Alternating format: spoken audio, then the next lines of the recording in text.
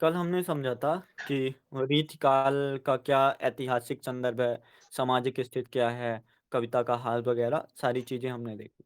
आज हम देखेंगे कि नामकरण का आधार तो हो गया, पर साथ-साथ रीतकाल से क्या अभिप्राय है, उस चीज़ से हम क्या समझते हैं, वो थोड़ा समझेंगे। जैसे कि रीतकाल के नाम पे ही आप देख लो, थोड़ा-सा रिलेट करना नामकरण के आधार पर कि लोग क्या नाम दे रहे हैं। रीतकाल तो रीतकाल क्यों बोल रहे हैं या फिर रीतकाल कहना क्यों उचित होगा?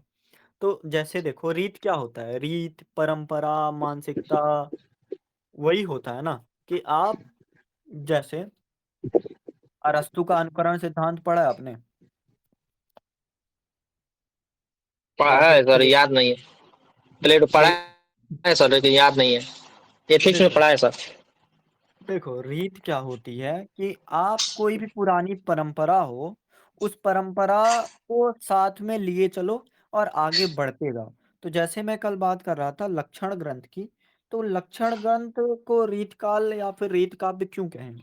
क्योंकि वो जो पुरानी चीज़ें थी, जो आदिकाल में मिल रही थी, सिद्ध साहित्य में मिल रही थी, तो उन लक्षण ग्रंथों को प्रयोग करके या फिर लक्षण ग्रंथों के आगे की कड़ी थी। उसी से इंसान का हुआ आगे बढ़ रहा था। तो इसलिए इसका जो नाम आता है, तो वो रीतकाल नाम आता है या फिर उसको हम रीतकाल की संज्ञा देते हैं। तो आप देख ही रहे हो कि जो मानसिकता है, जो रीति है, जैसे राजाओं के चरित्रों का वर्णन करना आदिकाल की सबसे बड़ी विशेषता रही है। जैसे पृथ्वीराज रासो में चंद बरदाई क्या करते हैं कि मेरा राजा इतना महान है कि वो आँख से अंधा है, फिर भी तीर चला ले रहा है। ऐसी बातें की जाती हैं। ठीक है, अब बात आती है 1700 शताब्दी की। तो आप ज़रा सोच के देखो आपका जो खान-पान है, आपकी जो पूरी चीज़ें हैं, वो पूरी कर रही हैं, जैसे भूषण का शिवाजी कर रहे हैं पूरा किसी का अकबर पूरा कर रहे हैं, किसी का राजा जय सिंह कर रहे हैं, किसी का राजा राम सिंह कर रहे हैं। तो जो आवश्यकता है कवियों की, वो सामने वाला पूरा कर रहा है। तो कवियों को बखान करने या फिर कवियों को क्या ही करना पड़ेगा, उनके गुणगान ही गाना पड़ेगा और ये गुणगान गाना नई चीज़ नहीं है, ये पुरानी रीति ही है, जो आप देखोगे ना कि जैसे इलाहाबाद प्रशस्ति हो गई जैसे कालिदास प्रशस्तियाँ लिखते हैं, कालिदास ऐसे नाटक लिखे हैं, जहाँ पे सामने वाले की तारीफ़ या फिर आपके राजा की तारीफ़ मिलती है।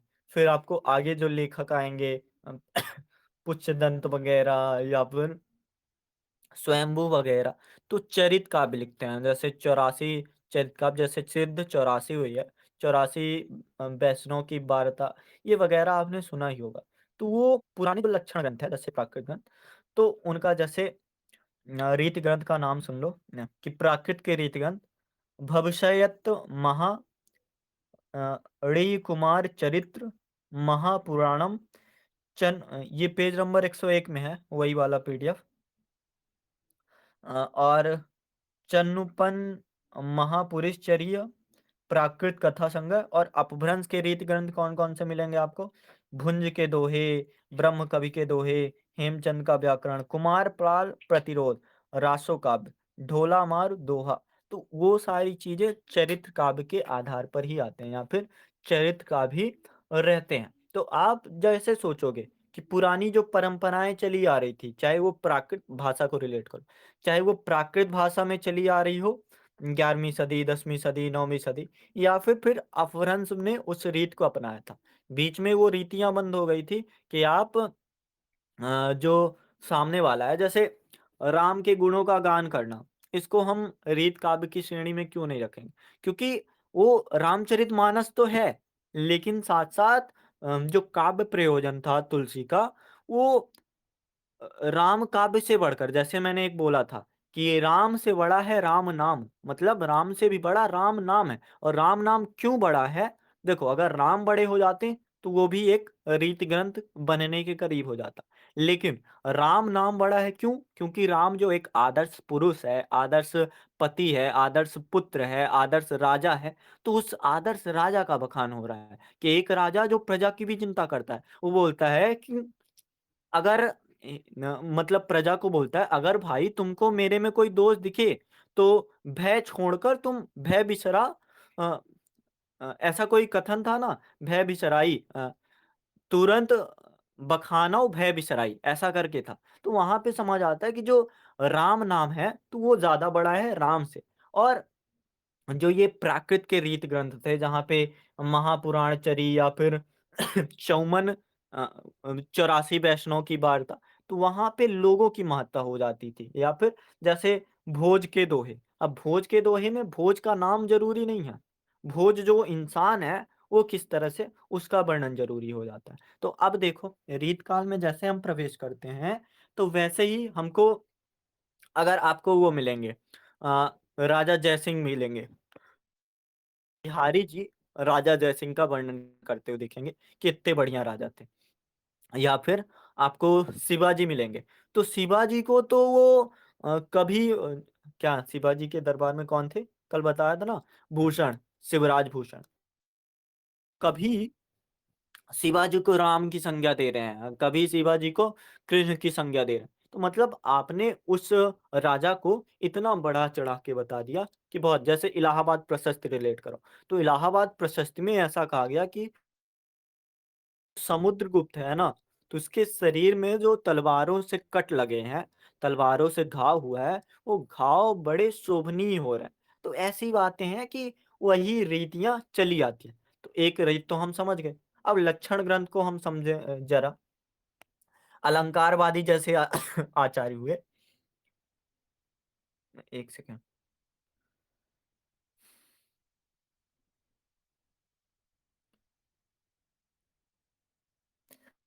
अलंकारवादी जैसे आचार्य हुए, तो अ क्या नाम था? 1 सेकंड।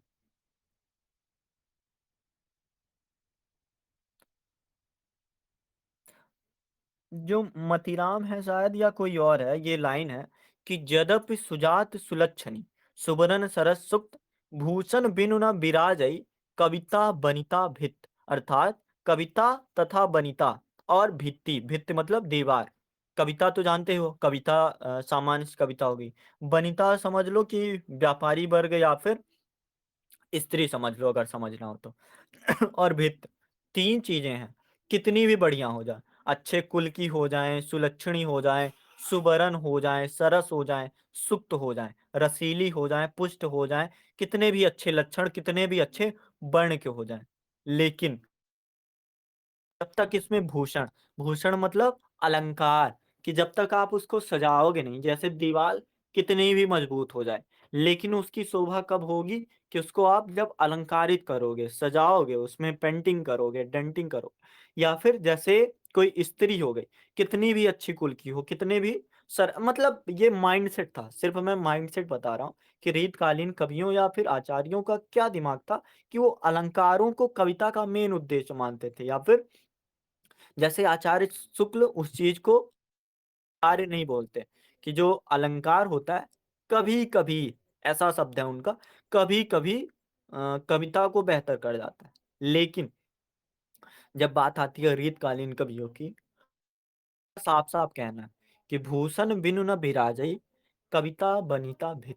तो ये हमको समझ आता है कि इनके काव्य में अच्छी चीज़ें तो होंगी, यानी कि जो राजा है मूलतः वो राजा का वर्णन करते थे या फिर श्रृंगार काव्य करते थे या फिर उनके काव्य में वियोग होता था। तो उनका जो वर्णन है वो तो आएगा, बट साथ ही साथ आप उसमें अलंकारित करोगे, चीज़ों को बखानोगे। और चीज़ों को बखाना ये कोई नई चीज़ नहीं है, ये पुरानी पुरानी चीज़ों से आया है। अलंकारवादी आचार्य जैसे एक सवाल आता है कि पेपर 1 से रीतकालीन काव्य में अलंकार को आप विश्लेषित करिए या फिर अलंकारवादी आचार्यों का आप वर्णन करो। तो जैसे नाम है केशव दास, केशव दास बोले जाते हैं कठिन काव्य के प्रेत। जसवंत सिंह हो गए, भूषण हो गया, भूषण जो शिवाजी के यहाँ रहते थे, और ग्वाल हो गया। तो ये अलंकारवादी आचार्य बोले जाते थे। रस और नायिका चिंतन वाले आचार्य, मतलब उनको ज़्यादा महत्व रहता था रस का। जैसे ये मतीराम का आप देख ही रहे हो कि कविता बनिता भित भूषण बिना न बिराजे। उनको यही दिमाग में रहता था। चिंतामणि भी हो गए, तो उनको ये मेन बात नहीं था कि क्या लिखा जाए, उनको ये मेन बात था कि किस तरह से उसको सजाया जाए, किस तरह से उसको नायिका को चाहे संयोग का अति कर देना हो, चाहे भिखारी दास को ले लो, तो उनके काव्यों में हमको दिखेगा कि रस और नायिका चिंतनवादी आचार्य है। तो जब आपसे सवाल आएगा कि रीतकालीन के आचार्य के बारे में वर्णन करो, तो बहुत विशेष-विशेष प्रकार के आचार्य हुए। अलंकारवादी आचार्य, रस और नायिका चिंतनवादी आचार्य और जो मेन है, उनको रसवादी आचार्य बोला जाता है, जिसमें भिखारी और सोमनाथ आदि बहुत फेमस हुए। और थोड़ा-सा हम इसमें भी चलें कि रीतकालीन के उदय की पृष्ठभूमि थोड़ा-सा फिर रिलेट करें। तो आप देखो, जहाँ पे उस काल में अगर आप देखना चाहोगे, तो वीरता कमज़ोर नहीं है। लगातार जो राजा हैं, तो लड़ते रहेंगे या फिर युद्ध करते रहेंगे। लेकिन उनमें एक चीज़ नई क्या आ जाती है, कि वो युद्ध लड़ने के बाद या फिर युद्ध जीतने के बाद, वो उसको सेलिब्रेट करना चाहते हैं। और जैसे ही सेलिब्रेट करेंगे, तो वीरता के साथ श्रृंगार का आना अपने आप ही तय हो जाता है। तो वो चीज़ हमको समझ आती है और रीतकालीन कविता भी लगभग ऐसी है। तो इसीलिए जो मैंने आज सवाल दिया था, कविता का हास होता है, तो वहाँ पे आप श्रृंगार को ही अति श्रृंगारिकता दिखा दे रहे हो या फिर केवल रस-रस से ही चिपके हो, तो वो समझ आता है। लक्षण ग्रंथ की बात ज़रा करो, तो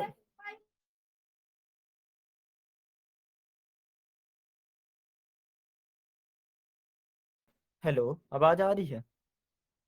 हाँ सर, आवाज आ रही है। हुँ, तो देखो थोड़ा कवियों की बात कर लेते हैं, फिर उसके बाद समझना थोड़ा और आसान होगा।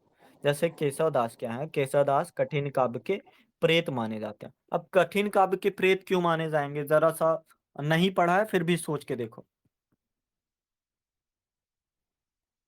सोचो।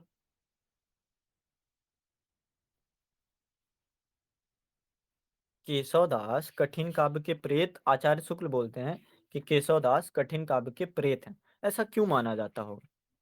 सर सबसे पहले तो ये सबसे श्रृंगार श्रृंगार की भाव सिंग सर सिंग ये बढ़ चढ़कर श्रृंगार की अपनी भाषाई विशेषता में सर श्रृंगार को महत्व देते हैं ज़्यादातर। हुँ, और कुछ? कठिन काव्य समझते हो कि काव्य इतना कठिन हो गया कि अब उसको समझना बहुत ही मुश्किल है। जैसे अगर अलंकारिकता की बात आती है, तो अलंकारिकता इतने अलग स्तर पर ले जाते हैं कि उसको समझना बिल्कुल आसान ही नहीं है। उस चीज़ से हम सोच सकते हैं। या फिर जैसे एक आचार्य होता है ना, जैसे अभी मैंने बताया कि जो केशव दास हैं, वो अलंकारवादी आचार्य हैं। तो जो आचार्य होते हैं, वो चाहते हैं कि मैं जैसे दरबारी कवि आचार्य अगर अपने आप में है, तो वो चाहते हैं कि मेरी जो बात हो, वो बात समझने वाला जो हो, वो भी आचार्य की श्रेणी में ही आए। वो इतना कमज़ोर ना रहे या फिर उसकी जो बुद्धिमत्ता हो, इतनी क्षीण ना हो कि हम उसको कमज़ोर मानें। तो इसलिए केशवदास कठिन काव्य के प्रेत के रूप में देखते हैं। तो केशवदास ने बहुत सारी रचनाएँ लिखी और अगर बात की जाए रीत काल में सबसे बड़े कवियों की या फिर सबसे महान कवियों की, तो बिहारी एक हो गए और दूसरे केशवदास हो गए। ये हमें कैसे समझ आता है? एक तो समझ आएगा कि उन्होंने इतनी सारी रचनाएँ की या फिर इतने सारे आधार दिए। लेकिन दूसरी बात ये भी समझ आती है कि यूपीएससी अगर सिलेबस में पेपर 1 में उसका कम महत्व होने के बावजूद भी बार-बार सवाल पूछता है, तो केशव दास का थोड़ा हो जाना ज़रूरी है। लेकिन कठिन काव्य का प्रेत तो ज़रूर कहा जाएगा। लेकिन उनकी जो संवाद योजना रामचंद्रिका में है, उनकी एक रचना है रामचंद्रिका, तो संवाद योजना इस स्तर पर है कि आप उनको बिल्कुल उस तरह से खारिज नहीं कर सकते। तो या तो सवाल आएगा आपसे कि केशव दास की रामचंद्रिका की संवाद योजना पर टिप्पणी लिखो। तो सवाल की बात करते चलें या फिर समझते चलें अलग-अलग? दोनों साथ-साथ लेकर सर। बताओ? साथ-साथ दोनों सर चलते हैं। जैसे साथ-साथ लेके देखो, सर। हम कठिन काव्य का प्रेत भी समझते हैं और हम थोड़ा देखते हैं कि केशव दास की जो रामचंद्रिका में है, संवाद योजना है, वो किस स्तर पर है। तो रामचंद्रिका उनकी सबसे विशेष रचना है और रामचंद्रिका से अगर उनको आप कहो कि राम काव्य धारा में जोड़ना चाहिए या नहीं जोड़ना चाहिए, तो वो भी एक विवाद का विषय नहीं रह जाता है क्योंकि राम के बारे में या फिर जैसे राम लक्ष्मण संवाद हो, रावण अंगद संवाद हो, राम परशुराम संवाद हो, हर जगह पे आपको संवादों पे कथानक इतना गहरा दिखेगा कि जैसे एक चीज होती है ना कि हुँ, चरित्र प्रधान रचना है या फिर घटना प्रधान रचना है। तो जो रामचंद्र का होती है या फिर उनकी जो रामचंद्र का रचना होती है, वो संवाद योजना या फिर संवाद पर आधारित कि संवाद अब कहानी को आगे बढ़ाएगा या फिर संवाद कथानक को आगे बढ़ाएगा। आप सोच के देखो कि कोई भी रचना चल रही है या फिर जैसे हम लोग ही बात कर रहे हैं, साथ-साथ पढ़ भी रहे हैं और साथ-साथ बात करते हुए चल भी रहे हैं। तो यहाँ पे संवाद इतना ज़रूरी हो गया कि हमको कथानक भी समझाएगा, संवेदना भी समझाएगा कि ये चीज़ इस स्तर पर है। तो जब कोई भी बात करके आप कथानक को आगे बढ़ाने का प्रयास करते हो, जैसे कथा बस 3 प्रकार की होती है, मैंने बताया था ना।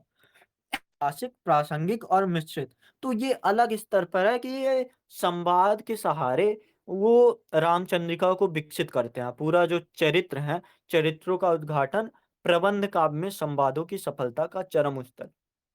आचार्य शुक्ल इसके बारे में क्या बोलते हैं?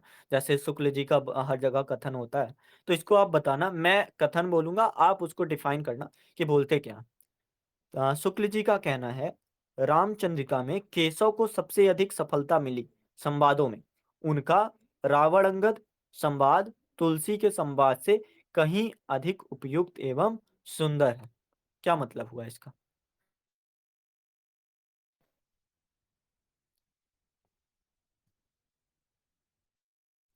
सर थोड़ा जैसे रिपीट करिए क्या? नहीं समझ पाया जैसे सर।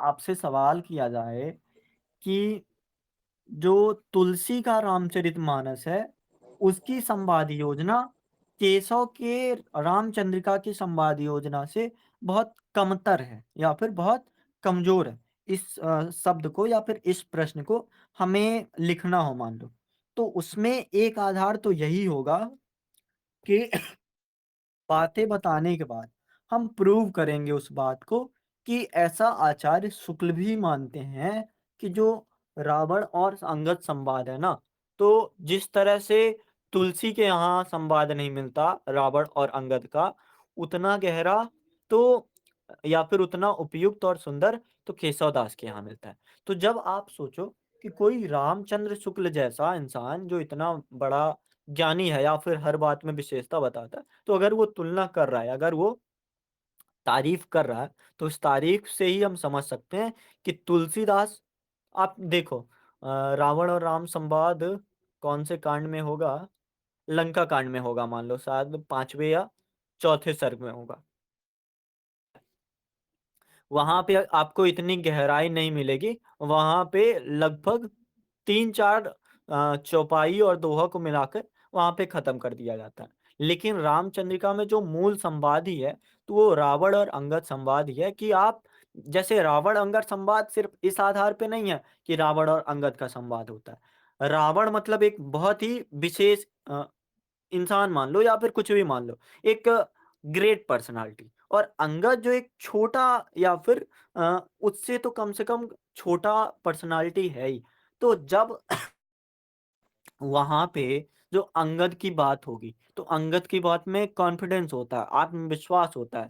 उसकी जो बातें होती हैं, वो गहरी होती हैं, वो साथ ही साथ तार्किक होती हैं और जब बात गहरी और तार्किक होगी, तो आप फिर गोपियों को देख लो। गोपियाँ उद्धव के आगे कितनी छोटी थी। जैसे आप उसमें देखा ही हमने भ्रमर गीत सार में।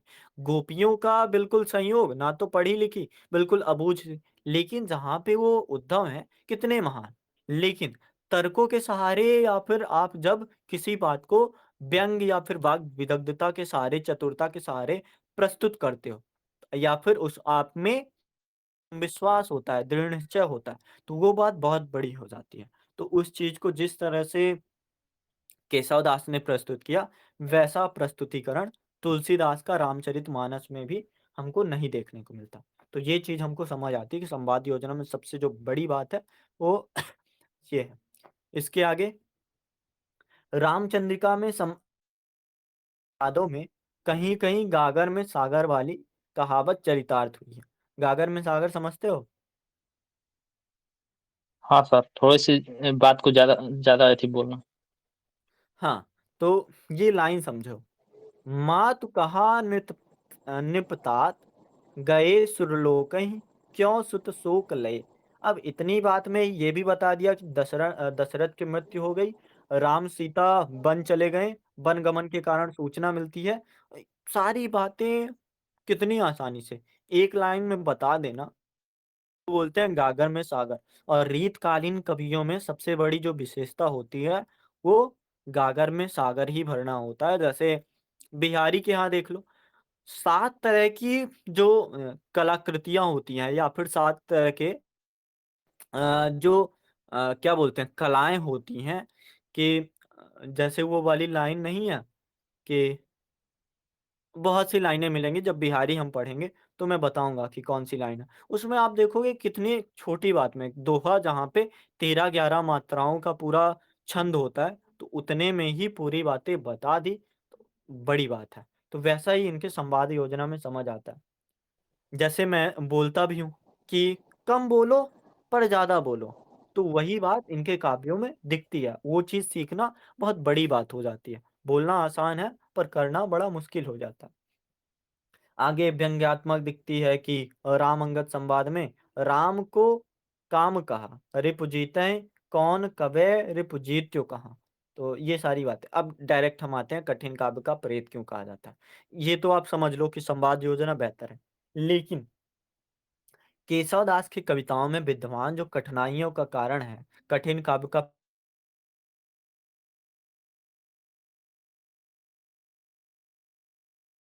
वॉइस नहीं आ रही है।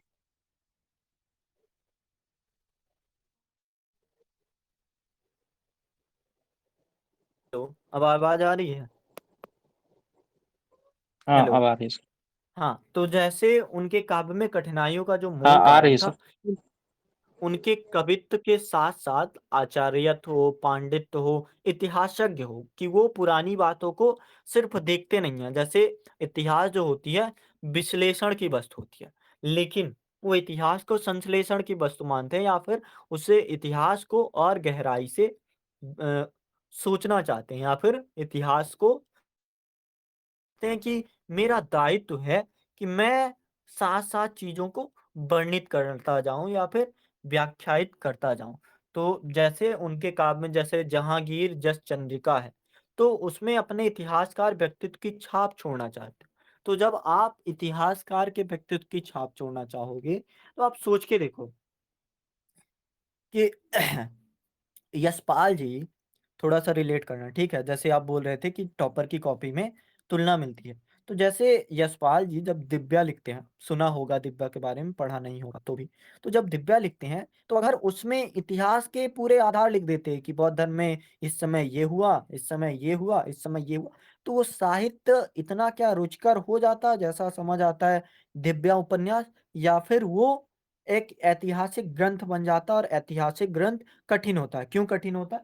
क्योंकि इतिहास को याद रखना या फिर इतिहास को साथ-साथ ले चलना एक कठिन चीज़ है या फिर कठिन बात होती है। तो अगर आप अपने काव्य में, अपनी रचनाओं में इतिहास की चीज़ों को आधार बना के इतिहासज्ञ के आधार पर रचना चाहोगे, तो वो चीज़ कठिन हो ही जाती है। तो एक चीज़ तो ये है। कवि प्रिया और रसिक प्रिया में उनकी आचार्यत्व संबंधी आकांक्षाएँ दिखती हैं। आचार्यत्व संबंधी जैसे वो अलंकार के आचार्य थे या फिर अलंकारवादी आचार्य थे। तो उनके जो कवि प्रिया और रसिक प्रिया है, तो वहाँ पे ये आधार दिखता है। जैसे आचार्य शुक्ल ने केशव की कविताओं की कठिनाई के बारे में क्या-क्या कहा है कि कुछ भाषा के पदों की न्यूनता, वाक्यों की कमी, अशक्त एवं फालतू शब्दों का प्रयोग। आप सोच के देखो कि बात चल रही है राजनीति की, अब उसमें मैं एक ही बात पे टिक जाऊँ और कोई फालतू सी बात करने लगूँ जिसका मतलब भी नहीं है। जैसे ये वाला पद न्यूनता देखो, सीधी रीध हो, राम नाम सत्य धाम। क्या मतलब निकला?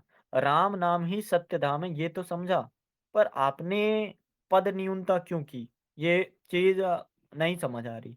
जैसे तुलसी के यहाँ भी मिलता है कि राम जपहु रे, राम जपहु रे, राम जपहु रे भाई रे। लेकिन वहां पे समझ आ रहा है कि वो भजन के लिए किया गया। लेकिन यहाँ तो ना तो भजन हो पा रहा है, ना, हालाँकि ठीक है, पद न्यूनता मैं समझ रहा हूँ, लेकिन ये अक्सर दिखता था। यहाँ तुलसी के यहाँ कहीं पे दिखेगा, जिसको शायद कौन-सी राग शैली बोलते हैं या फिर कुछ बोलते हैं, बताऊँगा मैं। वाक्य न्यूनता देखो, शरण सो तृण ज सुखंद है रघुनंद जो, जग यो कहे जगबद जो। नहीं समझ आया। वाक्य जो है अधूरा, नहीं। या फिर जैसे आप देखते होंगे कि जो पद गद्य होता है, गद्य में आधा अधूरा वाक्य छोड़ दिया जाता है, लेकिन कब छोड़ा जाता है?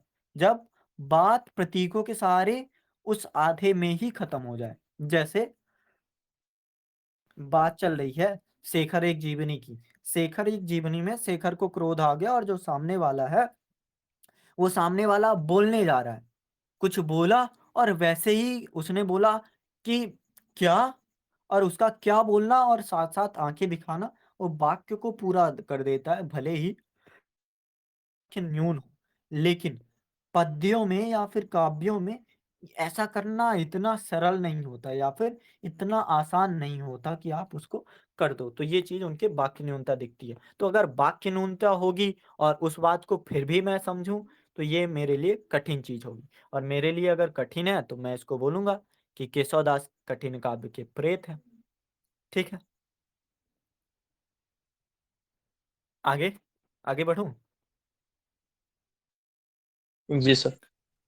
डॉक्टर पीताम्बर दत्त बर्थवाल क्या बोलते हैं कि केशव की भाषा की कठिनाई, जैसे उनकी भाषा काव्योपयोगी नहीं है। माधुर्य और प्रसाद गुण से तो जैसे वो खार खाए बैठे थे। उनकी ब्रजभाषा बहुत ऊबड़ खाबड़ है। उसमें स्थान स्थान पर बुंदेलखंडी का पुट मिला हुआ है। मतलब आप देखो, एक तो समझ आता है कि आपने सदुक्कड़ी भाषा का यूज किया, लेकिन आप बहुत महान बनने के चक्कर में, जैसे अ, समझ लो, मुझे रिलेट कर लो, ठीक है? म मैं हिंदी को अगर समझा रहा हूँ, और साथ ही साथ मैं कोई भी बात जो बघेली में फ़ेमस है, बघेली में फ्रेजेज़ फ़ेमस है, पर उसको मैं यहीं पे बोल दूँ, तो वहाँ पे समझ आता है कि ब्रज भाषा जब आप बोल रहे हो, तो वहाँ पे बुंदेलखंडी का पुट लाना, ब्रज और बुंदेलखंड में बहुत ज़्यादा अंतर दिखता है, बहुत ज़्यादा अलगाव दिखता है। तो वो चीज़ कर देना थोड़ा मुश्किल है। यद्यपि मरुकर मतलब मुश्किल से, उपधि मतलब बड़ों की इच्छा के विरुद्ध स्वच्छंद भाव से, उर्गना मतलब स्वीकार करना, गलसोई मतलब गाल के नीचे रखने की प्रक्रिया। अब देखो कि आप बात कर रहे हो ब्रज की, सीधे-सीधे आ रहा है, और आप बोल दे रहे हो लास्ट में खत्म कर गलुसई मतलब गाल के नीचे रखने की प्रक्रिया। अब मैं इसको बुंदेलखंड का अगर नहीं होऊँगा, तो कैसे समझूँगा? और केशव दास तो बुंदेलखंड से रिलेट नहीं करते थे। वो तो उनका जो स्थान था 1601 में रचना काल। 1 सेकंड रुको, कहाँ के हैं केशव दास? लिखा नहीं है इसमें। अ, दरबारी कवि इंद्रजीत सिंह के दरबार के थे। जहाँ के भी हों, मतलब समझ लो एक आधार कि अगर आप कोई भी भाषा ब्रज भाषा में ला रहे हो, ब्रज भाषा के साथ मोस्टली आप देखोगे तो या तो खड़ी बोली चलेगी, या तो कुछ-कुछ पुट जैसे जहाँ पे अवधि मैच करने लगती है, तो वो आधार आएगा। बाकी और भाषा को उसके साथ मिलाना उसको कर्णकटु बना देता है, मतलब कान जो होगा वो उसको चुभेगा। तो ये चीज़ बोलते हैं डॉक्टर पीताम्बर बर्णवाल। तो आप केवल डॉक्टर पीताम्बर दत्त वर्णथवाल की वाक्य नहीं लिख दोगे, आप उस चीज़ को प्रूव करोगे, एक्सप्लेन करोगे कि ये चीज़ ऐसी है, इसलिए हम इनको कठिन काव्य का प्रेत बोलते हैं। और आगे ने क्या लिखा है? केशव दास के पीछे संस्कृत के पंडितों की कम से कम 3 पीढ़ियाँ हैं। केशव स्वयं संस्कृत के भारी पंडित थे। कि पंडिताऊ परंपरा के कारण इनकी कविता कई जगह पर बहुत जटिल हो गई। उन्हीं के पंथ पर चलने वाले एक कवि ने उन्हें कठिन काव्य का प्रेत कहा है। देखो, अ, ये बात जरा समझाओ, बात क्या है? समझा सकते हो? हेलो, और सर रिपीट, आपसे बताओ। थोड़ा बोलिए करूँगा। देखो बात ये थोड़ा-सा है। रिपीट कर दीजिए वो वाला, थोड़ा बोला था जो। हाँ, रिपीट कर रहा हूँ। लाइन ये है कि जो अज्ञे जी हैं हमारे, क्या बोलते हैं कि केशव दास के पीछे संस्कृत के पंडितों की कम से कम 3 पीढ़ियाँ रही हैं। केशव स्वयं संस्कृत के भारी पंडित थे। इसी पंडिताऊ परंपरा के कारण इनकी कविता कई जगह बहुत जटिल हो गई है और उन्हीं के पंथ पर चलने वाले एक कवि ने उन्हें कठिन काव्य का प्रेत कह दिया है। क्या मतलब हुआ इसका? बताएँ सर? सर ये बता रहे हैं कि जो भाषा थी पहले जो संस्कृत थी, फिर प्राकृत अवधी ये ब्रज के हैं, तो वैसे ही सर ये बोली के पीछे पीछे के बोलियाँ जो है, पीछे के बोलियों को ये बता रहे हैं कि पीछे की बोलियाँ थी, उनको बेहतर बना दिया है। केशव को इनको कठिन काव्य का प्रेत कौन बोलता है, पता है आपको? एक सेकेंड, रुको शु जरा। शुक्ल सर आचार्य शुक्ल बोलते हैं क्या? शुक्ल देखा था सर, क्या नहीं याद नहीं है, शुक्ल देखा था कहीं। एक सेकेंड, चेक कर ही लेता हूँ। काव्य, क्योंकि देखो ये लाइन है ना जहाँ पे समझ आ रहा है कि उन्हीं की दिशा में चलने वाले या फिर उन्हीं के पंथ में चलने वाले एक कवि अगर शुक्ल जी बोलते हैं तो अ, हाँ, शुक्ल जी ही बोलते हैं। तो आप सोच के देखो, शुक्ल जी की भी भाषा कोई ज़्यादा निखरी हुई नहीं है। उनके निबंध पढ़ोगे, उनकी कविताएँ, उनकी कहानियाँ पढ़ोगे, उनके लेख पढ़ोगे, आलोचनाएँ पढ़ोगे, जो कठिनाई है आपको दिखेगी ना, वो केशव दास के यहाँ भी दिखेगी। तो आप देखो आलोचना पे आलोचना हो गई कि अज्ञेय जी साथ-साथ उनको भी कह दिए कि उन्हीं की परंपरा में, उन्हीं के पंथ में चलने वाले एक कवि ने उन्हें कठिन काव्य का प्रेत कहा। तो इस चीज़ को आप थोड़ा-सा एडजस्ट कर लेना कि आचार्य हालाँकि ठीक है, थोड़ा सोचना अपने हिसाब से कि कैसा लिखा जाए। शुक्ल जी आगे बोलते हैं, वे संस्कृत साहित्य से सामग्री लेकर अपने विशिष्ट पांडित्य और रचना कौशल की धाक जमाना चाहते थे। तो ये सारी बातें समझा दी गई हमें कि केशव को कठिन काव्य का प्रेत क्यों कहा जाता है और इसमें जितना भी कंटेंट आप डाल पाओ कि विचारणीय प्रश्न क्या है या फिर क्यों हम माने क्यों ना माने, तो वो सब सोचना आप ज़्यादा इसको अब गहराई में नहीं ले जाती। सिर्फ एक आधार बनाओ, कितने उस आधार को समझ के आप चीजें कर सकते हो। केशवदास की मौलिकता की बात कर रहे थे और मौलिकता ही थोड़ा सा रिलेट करना कि कठिन काव्य का प्रेत उन्हें कैसे बनाती है। जैसे मौलिकता समझते हो? मौलिकता वर्ड समझते हो क्या होता है? नहीं, मौलिक कर्तव्य समझता हूँ सर, मौलिकता नहीं सर। देखो मौलिकता का अर्थ होता है कि जैसे पुरानी चीज जो चली आ रही है, जैसे कि अगर मैं बोलूं राम की शक्ति पूजा की, राम की करो शक्ति की करो मौलिक कल्पना, आपको मिलेगा ना सूर्यकांत त्रिपाठी नारायण। तो मौलिक कल्पना का अर्थ होता है जो पुराने तरीके से या फिर पुरानी परंपराएं से चीजें हो रही हैं उनको आप नए तरीके से अपनाओ। आपका अपना तरीका होगा। जैसे हिंदी लिटरेचर जितने भी लोग पढ़ रहे हैं तो उसमें आपके पढ़ने का तरीका अगर बिल्कुल अलग है या फिर नवीन तरीके से आप नए तरह की परंपरा अपना रहे हो तो उसको हम बोलते हैं मौलिकता।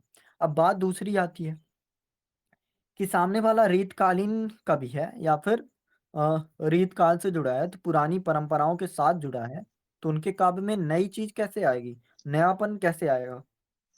तो यही सवाल होता है कि केशव दास के काव्य में मौलिकता को आप बताओ।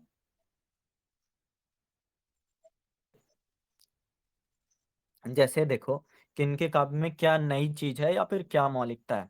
तो कुछ आलोचकों ने इस ओर भी ध्यान दिलाया कि जैसे अज्ञे क्या बोलते हैं, केशव दास को हिंदी में काव्य साहित्य के निर्माण का अग्रदूत मानते हुए छंद निर्माण में उनकी प्रयोगशीलता की प्रशंसा की है।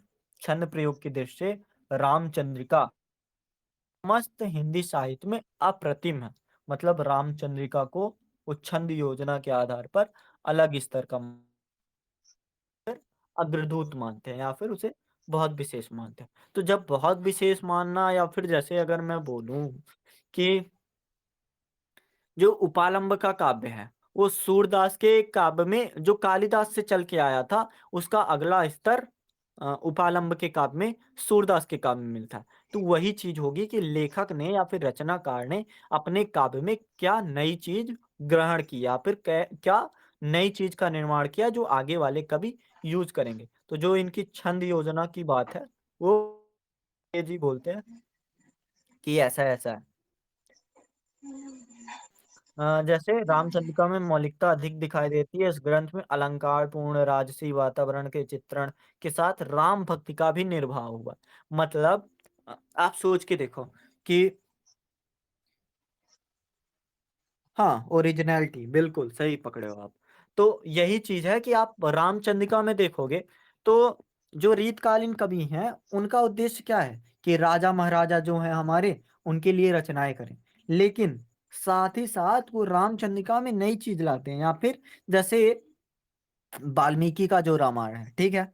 वाल्मीकि का रामायण और रामचरितमानस दोनों में अंतर सिर्फ़ इस बात में है कि कुछ जो प्रसंग विवादास्पद है, उस प्रसंग को गोस्वामी तुलसीदास ने निकाल दिया है या फिर उस प्रसंग को हटा दिया। तो नई चीज़ नहीं है, पुरानी चीज़ को संपादित किया है या संशोधित किया है, ठीक है? संशोधित को इंग्लिश में बोलेंगे एडिट किया है, ठीक है?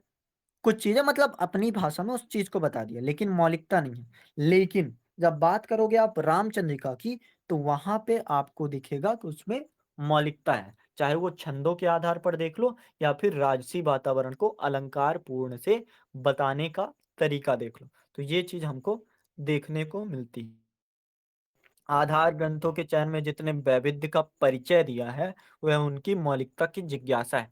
जैसे वो अ, अक्सर क्या चाहते थे कि मैं इस तरह की रचनाएँ करूँ या फिर मैं जैसे उन्होंने बहुत सारी रचनाएँ लगभग रसिक प्रिया, कवि प्रिया, जनभावनी, नवसिख या फिर सिखनक, बारहमासा, छंदमाला, वीर सिंह देवचरित, विज्ञान गीता, जहांगीर जस चंद्रिका, बहुत सी रचनाएँ की हैं। ठीक है? तो उन रचनाओं में वो हमेशा सोचते थे कि उसमें मैं क्या नया कर जाऊँ, क्या मैं मौलिक कर जाऊँ। तो यही उनके काव्य को मौलिकता प्रदान करते हैं। अब आचार्यत की बात तो करनी नहीं चाहिए क्योंकि हमने आधार बना लिया। पर सुनो जैसे कविप्रिया, रसिकप्रिया एवं छंदमाला के आधार पर किया जाए, इसमें से छंदमाला अप्राप्य है, मतलब अप्राप्य मतलब प्राप्त नहीं होता। लेकिन कविप्रिया का जो प्रतिपाद्य है या अलंकार है और रसिक प्रिया का जो रस का ग्रंथ है, तो रसों को लोक भाषा का लक्षण उदाहरण जैसे एक कसौटी होती है ना, जैसे अगर बात की जाए कि हिंदी साहित्य में आंचलिकता की कसौटी किसने स्थापित की, तो वो हमारे रेणु जी आएँगे। तो ठीक वैसे ही जब बात की जाती है कि कवि प्रिया फिर प्रतिपाद्य का अलंकार या फिर रसिक प्रिया रस ग्रंथ बनाना हो, विभिन्न रसों को लोक भाषा में लक्षण उदाहरण शैली के आधार पर व्याख्यायित करना हो, वर्णन करना हो, तो वो कहाँ पे दिखता है? आचार्य केशव दास में ही दिखता है। वो आचार्य ही थे जो जैसे एक चीज़ होता है कि आप रीतियों को साथ-साथ लेके चलो, लेकिन जब आप में मौलिकता होती है या में प्रतिभा होती है, तो आप नई चीज़ों को या फिर नई रीतियाँ बनाते हो। तो फिर जब आप नई रीतियाँ बनाने लगते हो, तो उसको हम बोलते हैं कि सामने वाले को आप आचार्य उपाधि दे दो कि सामने वाला आचार्य है। जैसे समझो कि एक कवि है जैसे थोड़ा और रिलेट करते हैं, बेसिक में जाते हैं। कुमार विश्वास हैं हमारे, ठीक है?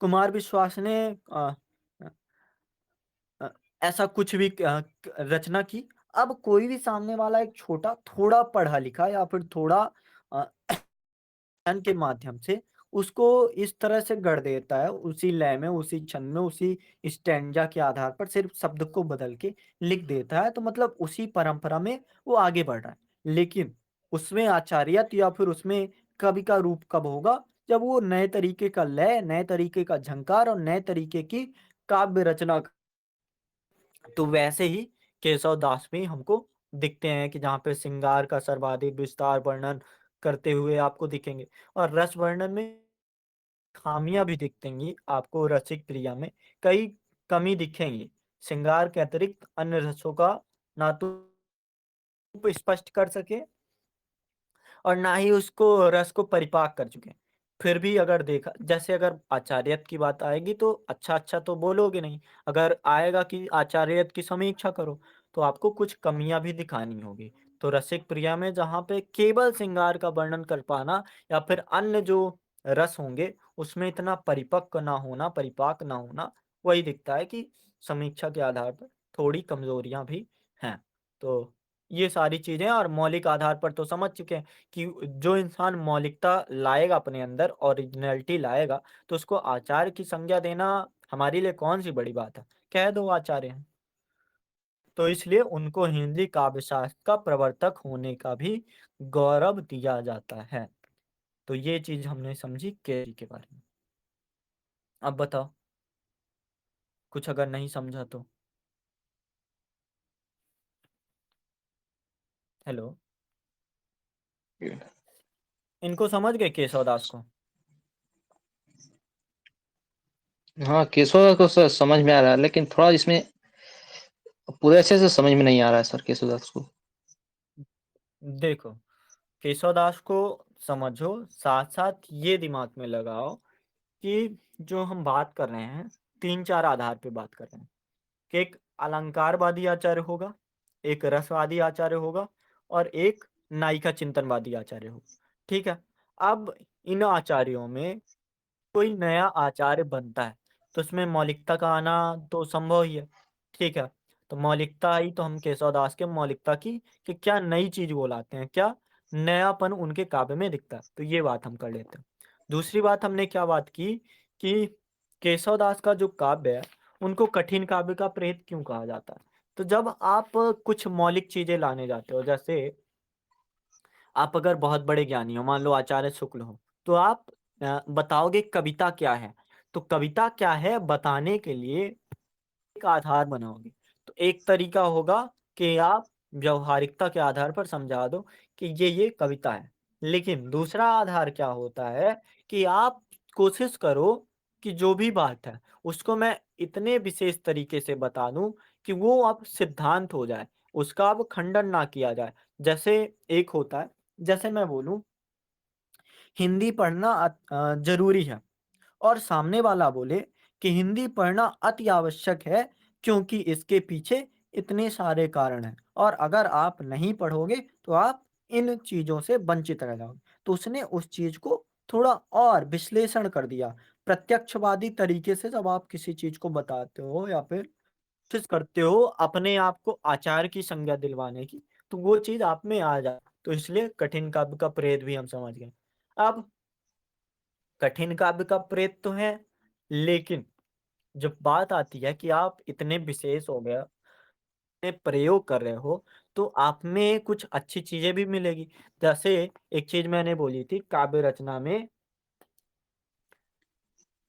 तीसरा लक्षण होता है या फिर तीसरा काव्य हेतु होता है अभ्यास।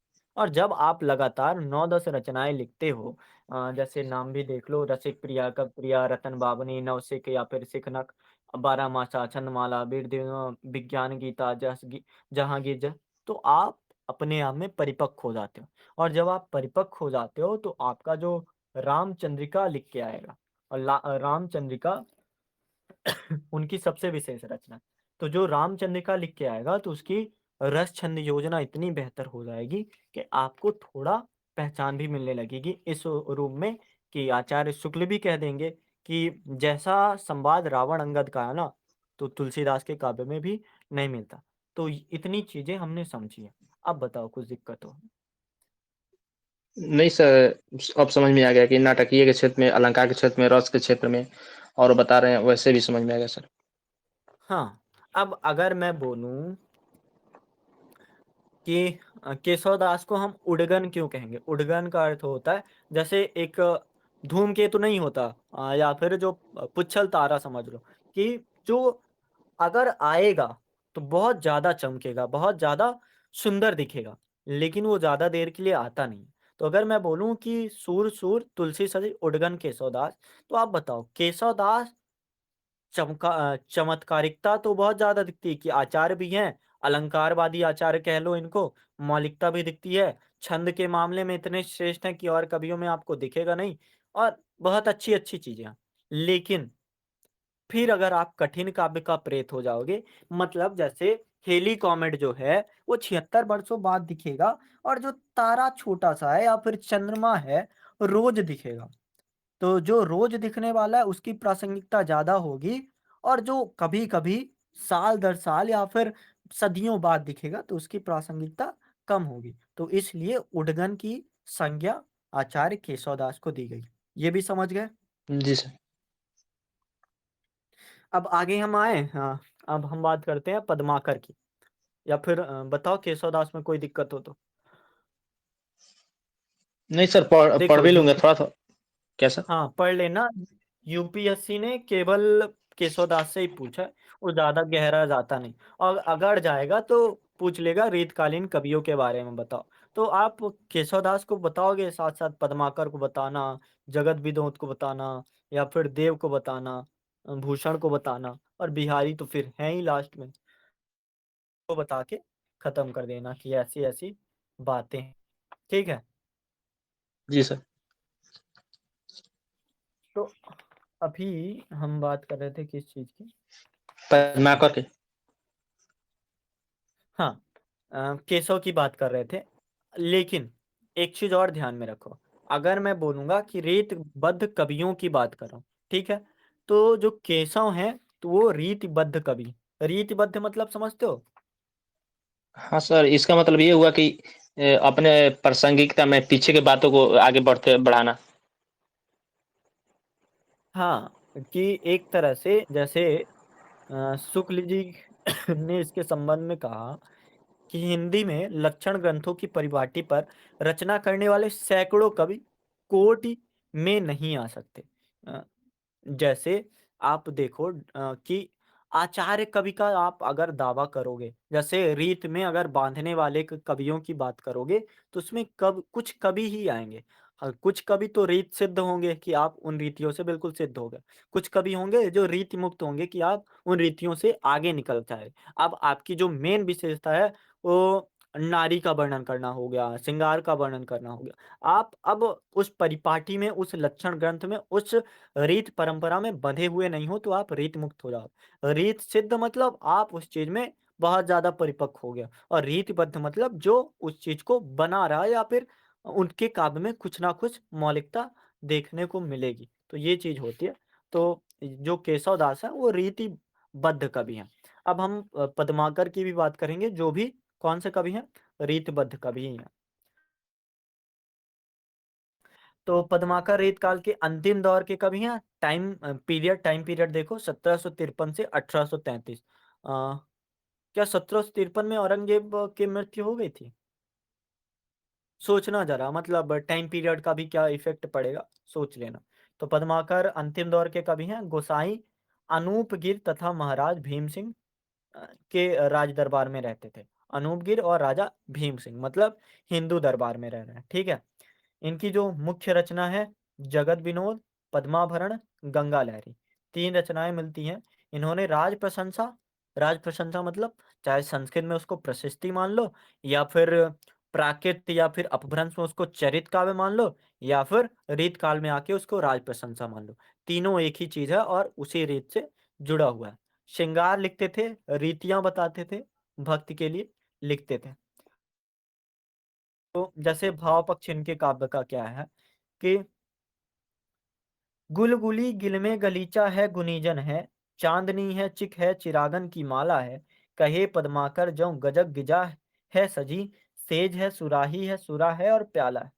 देखो कितनी बढ़िया लयात्मकता ला रहे हैं और कितना बढ़िया चीज़ों का वर्णन कर रहे हैं और जो रस है श्रृंगार और श्रृंगार रस में जितनी ज़्यादा जैसे देखो अगर वियोग श्रृंगार है तो उसमें जितना ही ज़्यादा गहरा दुःख दर्द वाला गाना होगा, गीत होगा, काव्य होगा, उतना ही ज़्यादा फ़ेमस होता है। और अगर संयोग की बात है, श्रृंगार की बात है, संयोग श्रृंगार की, तो उतने उसमें जितना ज़्यादा लयात्मकता, जितनी ज़्यादा मधुरता होगी, उतना ज़्यादा वो फ़ेमस हो जाएगा। तो जब ऋतु त्योहारों की बात हो रही है या फिर संयोग-वियोग के प्रसंग चल रहे हैं, श्री कृष्ण और राधा के बीच जो होली की बात हो रही है या फिर जो भी बात आ रही है, कि गुलगुली गिल में गलीचा है गुनीजन है, चांदनी है चिक है चिरागन की माला है, कहे पद्माकर जो गजक गिजा है सजी, सेज है, सुराही है, सुरा है और प्याला है। तो वातावरण का वर्णन हो रहा है, साथ-साथ वो जो श्रृंगारिकता है, वो जो रस है, वो जो अलंकारिकता है, वो आपको दिखेगा। और रीतकालीन कवियों में कुछ रहे ना रहे, भाव रहे ना रहे, लेकिन भोग विलास रहेगा, श्रृंगारिकता रहेगी, अलंकारिकता रहेगी और वर्णन बहुत ही अद्वितीय या फिर माधुर्य गुण वाला रहेगा। तो नायिका के अंगों की शोभा, विलास, भोग आदि का चित्रण पद्माकर की रचना दिखती है। जहाँ पे जैसे श्री कृष्ण और राधा से संबंधित पद में होली के त्योहार का जीवंत चित्रण। जीवंत चित्रण समझते हो क्या होता है? हाँ सर। क्या होता है? यहाँ पर सर जीवन के चित्र का मतलब कि आज भी उनका चरित्र में यथार्थ के रूप में चित्र बनाया जाता है, यथार्थ के रूप में, और आज भी प्रासंगिक है सर। आज भी प्रासंगिक है। या फिर कहें कि जीवन चित्रण मतलब कि बिंब बन रहा है, बिल्कुल ऐसा जैसे पढ़ के देखो, आंखें बंद कर लो या फिर समझना केवल। या अनुराग फाग लखो जहाँ राजत राग किशोर किशोरी गोरिन के रंग भीजगो साउरो। सावरे के रंग भीजग गोरी, मतलब गोरी जो है सावरे के रंग में भीज गई और सावरा जो है गोरी के रंग में भीज गया। या अनुराग की फाग लगो जहाँ राजत राग किशोर किशोरी। कितना बिंबात्मकता है, जो त्योहार हो रहा है बिल्कुल जीवित हो उठा है, बिल्कुल समझ आ रहा है कि हाँ बढ़िया है। तो ये चीज होती है कि इनके काव्य में जो जीवंतता है या फिर प्रतीकात्मकता है। और कोई कवि जैसे राज दरबार का कवि है, ठीक है। अब राज दरबार का कवि गायन कर रहा है और उसमें चित्र ना दिखने लगे, गहरी भाव आ जाए, सोचना पड़ जाए, तो फिर तो अधूरी बात है ना। कि राज दरबार है, नृत्य की फिर नाचेगी कैसे? अगर समझ नहीं आएगा कि क्या होगा तो नाचेगी कैसे? या फिर नृत्य कैसे करेगी? तो वही चीज है, यहाँ पे समझ आता है। श्रृंगार वर्णन में समान वियोग की गहरा व व्यापक, नायिका के विरह को भी बताया। मतलब अगर संयोग है तो वियोग तो होगा ही साथ साथ। जैसे कवि के प्रकृति की उदासी एवं हृदयहीनता के माध्यम से, पावस बनाओ तो न विरह बनाओ। मतलब आग बनाओ अगर, तो न विरह बनाओ, जो विरह बनाओ तो न आग बनाओ। मतलब जो विरह बनाओ तो न पावस बनाओ। कितनी गहरी बात है कि अगर तुम आग बना रहे हो तो फिर विरह मत बनाओ, और जो अगर विरह बना रहे हो तो फिर आग ना बनाओ, क्योंकि दोनों चीज की एक ही है। या तो एक बनाओ या तो दोनों बनाओ। मतलब या तो आग बना दो या तो विरह बना दो। विरह में भी इंसान जलता है, आग में भी इंसान जलता है। देखो कितना हृदयहीनता, उदासीनता, ऐसी गहराई जायसी में भी नहीं दिखेगी या फिर सूरदास में भी नहीं दिखेगी। यहाँ पे क्या चीज है, भाव भले उतना गहरा ना हो, लेकिन जो सिंगारिकता है उसमें पढ़ के लगता है कि वाह क्या लिख दिया। तो ये चीज है इनके पद्माकर के काम में। आगे क्या मिलता है कि प्रशंसा करने और पुरस्कार पाने की इच्छा दिखाई देती है। ठीक है, आप सोच के देखो कि अगर मैं बोल दूं कि अगर आप पूरा टेस्ट दोगे तो आपको ये इनाम मिलेगा, तो वो तो रहता ही है सब में। और अगर राज दरबारी कभी होगा तो उसमें वो दिखता आसानी से दिख जाएगा। जैसे क्या बोलते हैं पद्माकर, संपत्ति सुमेर की कुबेर की जो पावे तही, तुरत लुटावत विलंब और धारे ना। मतलब अगर तुम्हें जरा भी समझ आए कि संपत्ति अगर तुम्हारे पास है, सुमेर की कुमेर की जो पावे तहीं, तुरंत लुटावत, विलंब और धारणा। तो आप देखो कुछ चीजें होती है ना जो फ्लो फ्लो में हो जाती हैं, अगर राजा को ये बात समझ आता है। जैसे अगर मैं बोला कि आप बहुत अगर अच्छे राजा हो तो आप 2 सेकेंड भी नहीं लगाओगे धन देने में या फिर लुटाने में जरा भी विलंब नहीं लगाओगे। और हृदय उर्धार मतलब उर्धारे ना, हृदय से आप सारी चीजें न्यौछावर कर दोगे। तो वो चीज तो दिखती है प्रदूषण में।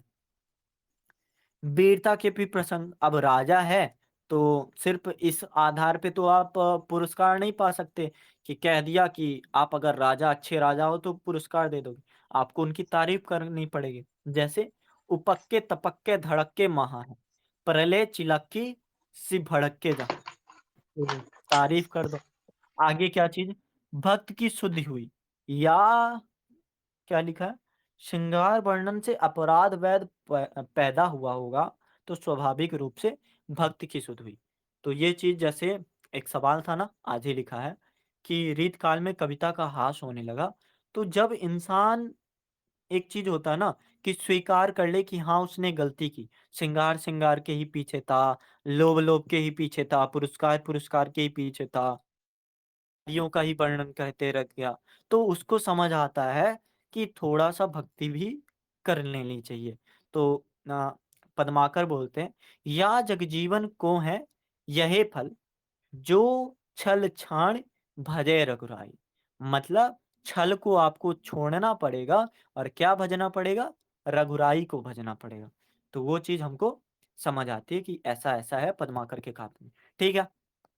अब पद्माकर का आप जगत विनोद नहीं भी पढ़े, पद्माभरण नहीं भी पढ़े, हिम्मत बहादुर बिरुदावली नहीं भी पढ़े या फिर गंगा लहरी नहीं भी पढ़े, तो भी एक आधार बन गया आपके दिमाग में कि ये चीज़ें, ये चीज़ हमको प्राप्त हो पाएगी या फिर इस बात को हम लिख सकते हैं। ठीक है, पद्माकर को समझ गए? जी सर। अब इनकी काव्य रचना आप अपने से अब हम थोड़े और रीतिबद्ध कवियों की बात कर लेते हैं। जैसे देव हुए, तो देव रीतिबद्ध काव्यधारा के प्रमुख कवि हैं। यह काव्यधारा जिन कवियों के कृतित्व के कारण प्रतिष्ठित हुई, उसमें से एक कवि देव भी हैं। मतलब ठीक है, समझ आता है कि और कवि हुए हैं, लेकिन देव को अगर हम छोड़ दें तो फिर वो थोड़ा अधूरी बात रह जाएगी। क्यों? क्योंकि और कवि राज दरबारी कवि होंगे भले, और कवि आचार्य होंगे भले, लेकिन जो देव है ना, भले ही इनको भी आचार्य माना जाता है, लेकिन इनकी जो रचनाएँ हैं, भाव विलास, अष्टायाम, प्रेम चंद्रिका, देव शतक आदि उनके प्रमुख ग्रंथ हैं। और भाव विलास में तो रस भेदों को, और कौन-सा रस? विशेषतः श्रृंगार और नायक-नायिका का भेद, 39 अलंकारों का विवेचन किया। आप सोच के देखो, कबीर के काव्य में ठीक है, अलंकार आसानी से मिलता है। जायसी के काव्य में ठीक है, अलंकार आसानी से मिलता है, अन्योक्ति अलंकार महत्वपूर्ण है। तुलसी के काव्य में श्रृंगार भी मिलेगा, वात्सल्य भी मिलेगा, हालाँकि रस की बात मैं ये कर रहा हूँ। तुलसी के काव्य में आपको बहुत से अलंकार और अनुप्रास अलंकार के 2 विशेष कवि हैं, ऐसा शुक्ल जी कहते हैं। सूरदास के काव्य में श्रृंगारिकता मिलेगी और साथ-साथ वात्सल्य मिलेगा, ठीक है? लेकिन हालाँकि मैं रसों की बात डायरेक्ट करने लगता हूँ। ठीक है, फिर भी समझो। लेकिन जब बात आती है देव की, तो 39 अलंकारों का विवेचन किया और अष्टायम में दिन के 8 पहरों के बीच होने वाले नायक-नायिका के विविध विलासों का वर्णन किया। तो ये चीज़ थोड़ी और विशेष बना देती है कि आप जिस चीज़ से बंधे हुए थे, जैसे बताएँ, जैसे विद्यापति को मान लो आप आचार्य अगर मानते हो कि उन्होंने वगैरह-वगैरह किया। तो वहाँ पे आप उस चीज़ से अगर बंधे हुए हो और आप उसको एक क्रमबद्ध तरीके से प्रस्तुत कर रहे हो, तो आप महान ही होगे। केशवदास प्रस्तुत करते हैं, पद्माकर प्रस्तुत करते हैं, भूषण प्रस्तुत करते हैं, लेकिन इतना कि अष्टायामों को दिन के आठों पहर में होने वाले नायक-नायिका के बीच जो विलास है, उसका वर्णन इतने विषय वासना का तिरस्कार करके अगर आप कर रहे हो, जैसे प्रेमचंद्रिका में विषय वासना के तिरस्कार, और ये चीज़ नहीं दिखती है। विषय वासना का तिरस्कार बाकी कवियों में उतना गहराई से नहीं दिखेगा। हालाँकि रीतबद्ध में दिखेगा ज़रूर, लेकिन रीत मुक्त वगैरह में नहीं दिखेगा। रीत मुक्त में तो बिल्कुल फूहड़पना आ जाता है, सोच लो।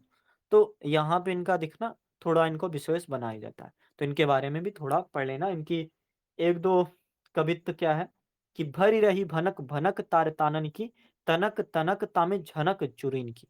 देखो, अलंकारिकता देखो इनके काव्य में।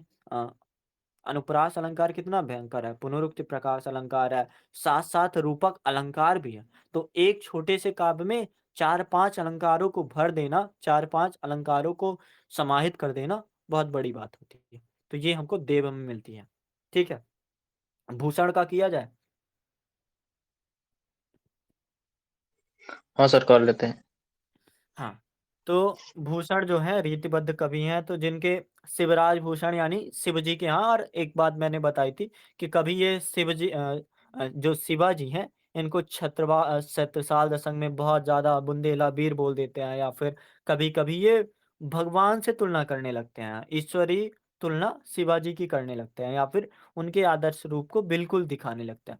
भूषण की काव्य भावना जो है देश प्रेम से ओतप्रोत है। तो जब बात आएगी कि रीतकालीन कवियों में क्या काव्य भावना या देश प्रेम नहीं था, तो जैसे अगर आप लिख रहे हो प्रश्न कि कविता का हास होने लगा, तो जब आप भूषण का काव्य पढ़ोगे तो उसमें आपको अगर देश प्रेम की भावना मिलेंगी, तो नहीं कह सकते कि काव्य का हास हुआ। तो इसी चीज को बोलते हैं कंटेंट। पहले बनाना होता है समझ, फिर लाना होता है कंटेंट। तो आपकी समझ तो बन गई आंसर लिख के। अब जो आपको सामने दिख रहा है कि भूषण अगर काव्य भावना देश प्रेम से ओतप्रोत है, उनकी कविता में जनसाधारण का स्वर भी विद्यमान है, तो उसको मैं कविता कैसे ना मानूं। अगर ओजमई परंपरा की ध्वन निकल रही है, राष्ट्रनायक शिवाजी और छत्रसाल के बारे में वर्णन कर रहे हैं, तो उनको मैं कवि ना मानूं या फिर उनकी रचना को कविता ना मानूं, तो ये तो अधूरी बात हो जाएगी। जब एक्सप्लेरी जब आपको एक्सप्लेन करना होता है, जब आपको समीक्षा में दूसरी बात बतानी होती है, तब आपको ऐसे ही कंटेंट की ज़रूरत होती है। तो यहाँ पे देखो, हालाँकि ये शिवाजी की प्रशंसा है, ऐसा नहीं लिख सकते, लेकिन पढ़ के देखो। तेज तम अंश पर, कान जिम कंस पर, त्यों मलेच्छ वंश पर, शेर शिवराज है। मलेच्छ मतलब जो क्या बोलते हैं, ईसाई धर्म, ईसाई नहीं, इस्लाम धर्म जो है, उनको मलेच्छ बोला गया। कि तेज तम अंश पर, अंश में तेज है, कान जिम कंस पर, त्यों मलेच्छ वंश पर, शेर शिवराज है। जो शेर है वो शिवराज है। थोड़ी प्रशंसा अतिशयोक्ति में कहो या फिर जैसा भी कहो, ये थोड़ा सा तो समझ आता है कि हाँ देश प्रेम की भावना है, और अपने जो राजा हैं तो उनका वर्णन करना वो नहीं भूलते। तो ये चीज हमको समझ आती है। तो भूषण हो गए। अब आगे आएगा रीति सिद्ध काव्यधारा। तो बिहारी को हम अभी नहीं पढ़ते हैं। क्यों नहीं पढ़ते? क्योंकि बिहारी को हमको 2 दिन पढ़ना है। तो जब रीति सिद्ध काव्यधारा हम पढ़ेंगे तो बिहारी को देख लेंगे। बस हम समझते हैं कि रीति सिद्ध काव्यधारा वास्तव में है क्या। तो रीति सिद्ध काव्य में उन कवियों की रचना को रखा जाता है जिनमें रीत काव्य के कवियों की तरह लक्षण उदाहरण की परिपाटी का अनुसरण कि नहीं किया, किंतु लक्षणों को ध्यान में रखकर रचना की। मतलब अनुसरण नहीं हुआ, लेकिन उसको लक्षणों को आप ध्यान में रख रहे हो। क्या लक्षण है? जैसे अलंकार होना चाहिए, रस होना चाहिए, नायिका और नायक के बीच के भेद बताना चाहिए। तो ये चीज को ध्यान में रखकर, मतलब उससे बंधे हुए तो नहीं थे। लेकिन जैसे आप सोचो कि मैं अगर जो कॉपी है, ठीक है, या फिर मैं कोई आंसर है, कोई प्रश्न आता है उसको केवल प्रश्न देख के बता दूं। तो प्रश्न देख के बताना मतलब कि अब मुझे कॉपी किताब की अगर जरूरत नहीं पड़ रही है, तो मैं रीत सिद्ध हो गया हूं या फिर मैं उस चीज में परिपक्व हो गया हूं।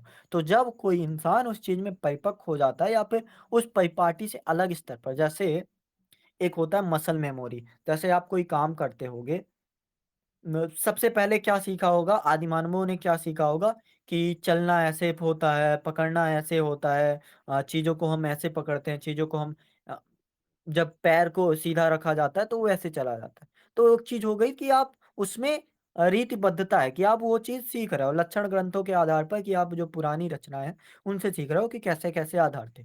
लेकिन जब आप उसमें बिल्कुल परिपक्व हो जाते हो, जैसे आदिमानव से अगर होमो सेपियंस सेपियंस पर जाए या फिर हमको देखो, तो अब वो हमारे लिए मसल मेमोरी हो गई कि चलना कैसे हमको दोबारा याद नहीं करना पड़ता, वो अपने आप ही हो जाता है। तो लक्षण तो सेम थे कि अलंकार, रस, नायिका के भेद। तो उन लक्षणों को ध्यान में रखा, लक्षण ग्रंथों को ध्यान में नहीं रखा कि इस लक्षण ग्रंथ में ऐसा लिखा गया था तो इसलिए हमको भी ऐसा लिखना चाहिए। तो ऐसा नहीं था। बस उस चीज को साथ साथ आगे बढ़ते गए अपने हिसाब से। चीज होती है रीति सिद्ध। इसमें हम बिहारी को पढ़ेंगे। बिहारी को कल कल या परसों पढ़ेंगे, देखते हैं कब पढ़ेंगे। भूपति है, मतीराम है। तो भूपति और मतीराम को हम पढ़ते हैं। जैसे मतीराम का एक काव्य अभी मैंने बताया था कि कविता जो होगी ना, कविता इस आधार पर होगी कि उसमें अलंकारिकता होना जरूरी है। जैसे 3 चीजें, कविता, वनिता, भित्त, इन 3 चीजों में अगर अलंकारिकता नहीं है तो वो कविता उतनी खास नहीं हो पाती। तो मतीराम ऐसा कहते हैं। एक सेकेंड।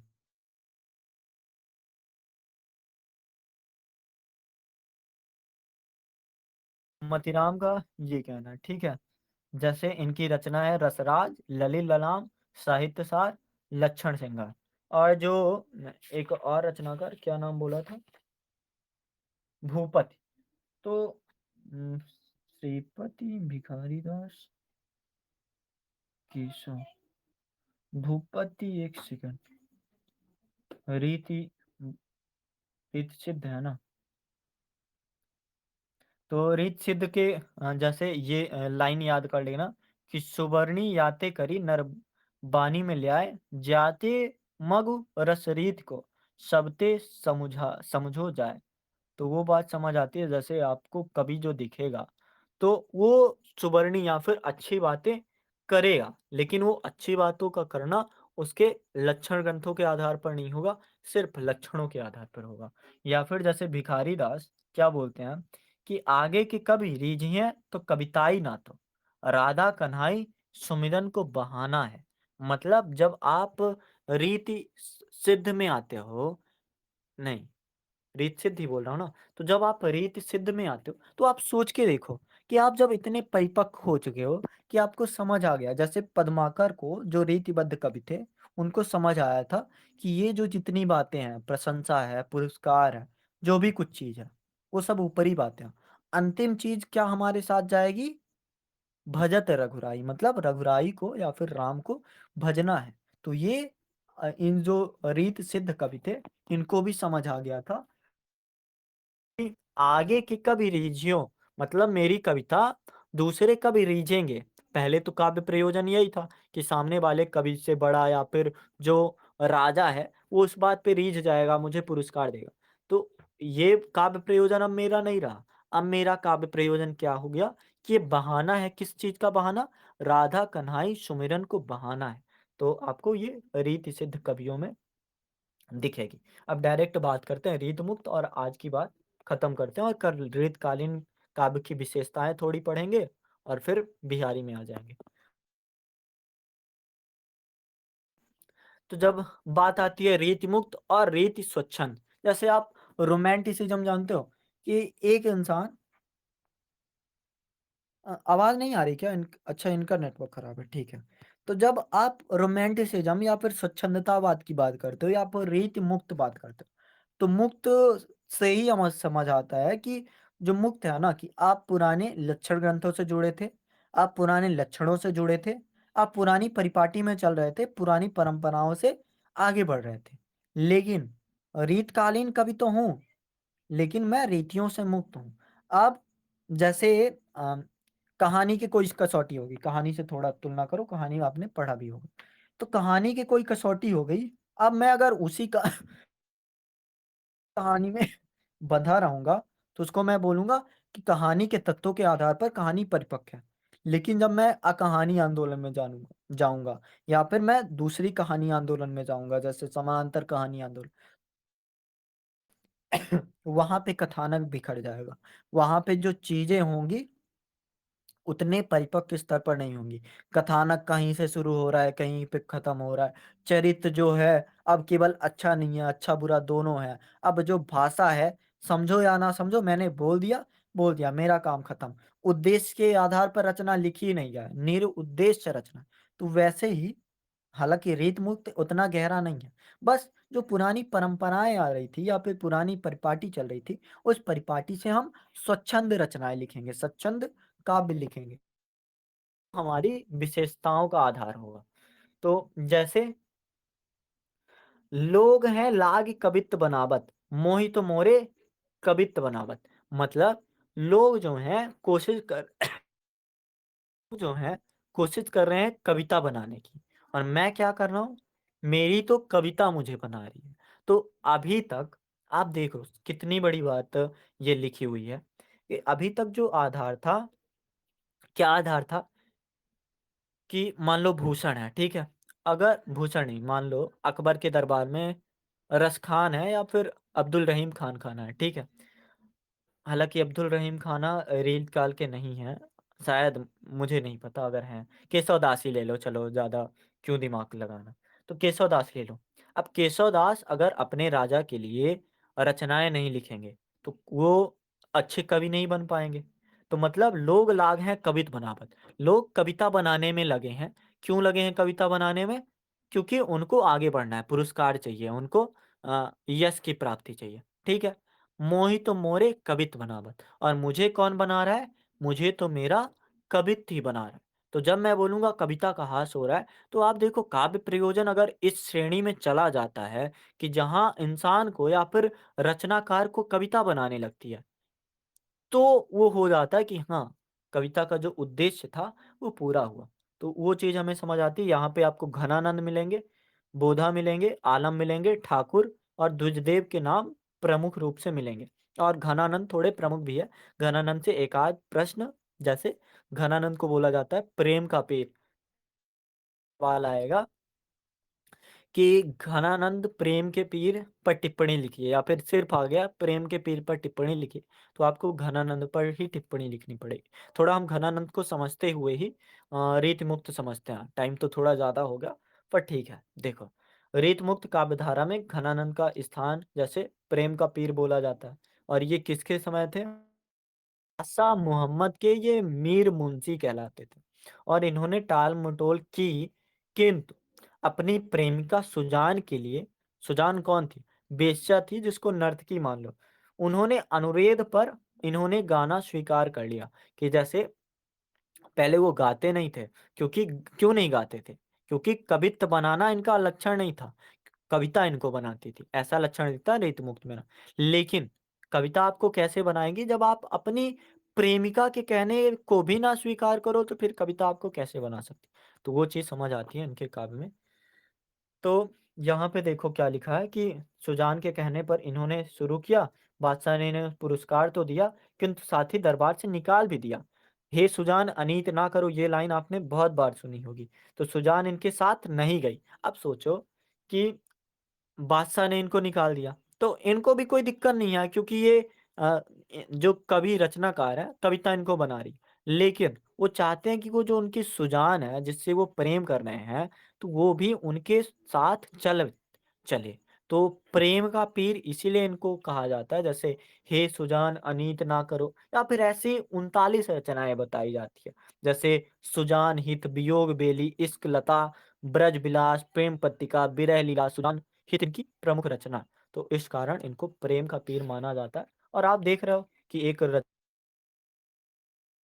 रचनाकार का जब काव्य प्रयोजन रचना उसको बनाना हो जाए, तो फिर वो ये नहीं देखता कि राजा उसको निकाल दे रहा है। पुरस्कार तो दिया, पर अगर निकाल दे रहा है, तो वो ये नहीं देखता निकाला गया। वो इस कारण से दुखी है, क्योंकि सुजान उसके साथ नहीं चलती।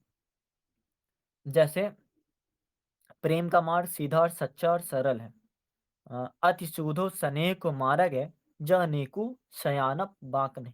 ये मूलतः वियोग के कवि हैं। सुजान को प्राप्त ना कर पाने पर इनका जो दर्द है, मूल काव्य का आधार बना होगा। तो जैसे आप तुलना करना चाहोगे, तो रीति हम इसको क्यों बोल रहे हैं? जैसे आप देखो, पुरानी जो कविताएँ बनती थी ना, जैसे अगर बोला जाए कविता कहाँ से बनी होगी, तो कुछ उदाहरण मिलते हैं।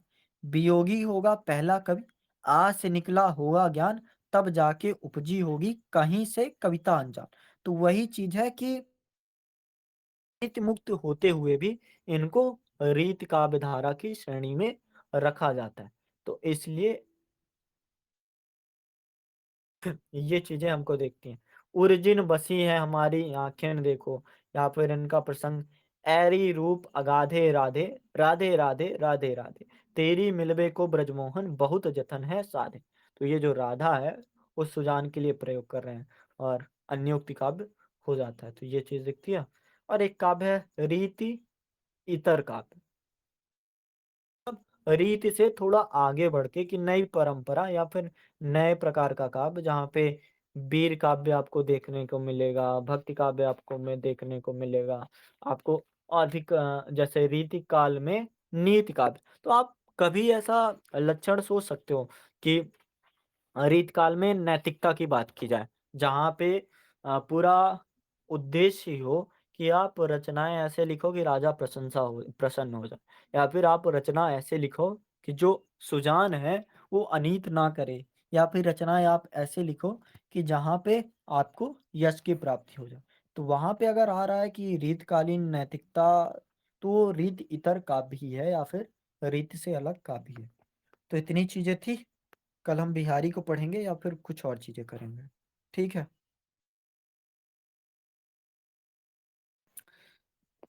समझ आया आज? हेलो।